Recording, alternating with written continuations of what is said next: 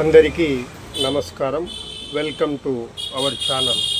Gunmen కావచ్చు, వాళ్ళకి సంబంధించిన కేవలం కొద్ది మందితోటే రావాలా, వచ్చి వాళ్ళు చూసుకెళ్ళొచ్చు అనే విషయం మనం వాళ్ళకి తెలియజేయడం జరిగింది.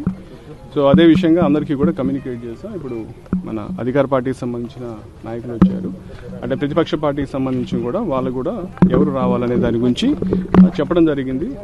సో దాని గురించి ప్రస్తుతం మనం బందోబస్తు చేసుకొని చూస్తున్నాం. హౌస్ అరెస్ట్ అనేది లేదు, వాళ్ళు వెళ్ళొచ్చు అనే విషయం వాళ్ళకి మొదటి నుంచి కూడా ఉదయం నుంచి కూడా చెప్తున్నాము.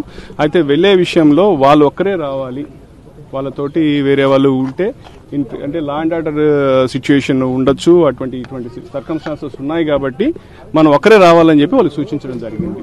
పోలీసులు అడ్డుకున్నారు, దురుసుగా ప్రవర్తించారని అది వాస్తవం కాదు. పోలీసులు ఎక్కడా కూడా దురుసుగా ప్రవర్తించారు.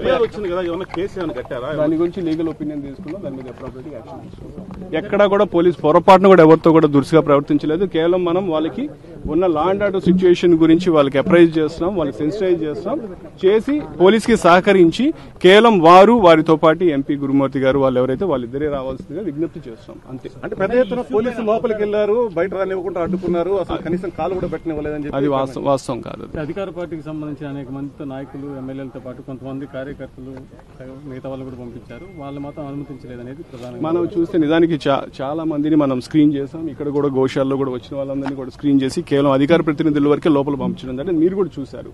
సో వాళ్ళకైనా కూడా అదే చెప్పడం జరిగింది, వాళ్ళకు కూడా అదే మనం ఆచరిస్తాం.